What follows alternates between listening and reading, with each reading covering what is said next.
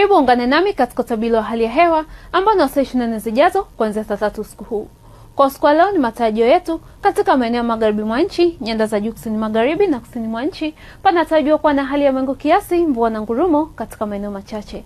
Huku maeneo mengine hapa nchini yaliyosalia yakitarajiwa kuwa makavu.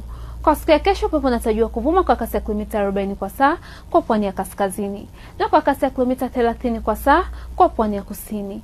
Na mamlaka ya hali ya Tanzania inatoa angalizo la matarajio ya vipindi vifupi vya mawimbi makubwa yanayofikia mita 2 katika ukanda wa pwani yote. Na vile mamlaka ya hali ya Tanzania inatoa angalizo la matarajio ya vipindi vifupi vya upepo mkali unaofikia kilomita 40 kwa saa katika ukanda wa pwani ya kaskazini.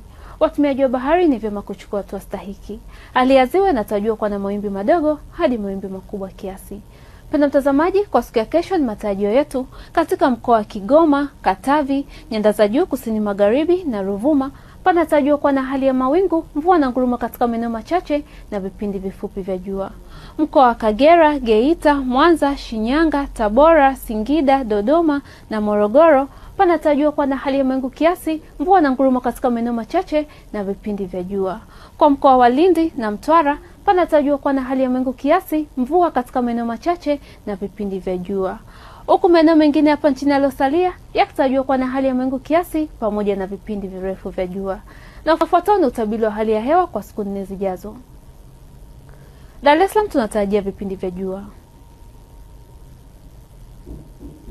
Dodoma tunatarajia mvua na ngurumo kwa siku ya tarehe 10 na vipindi vya jua.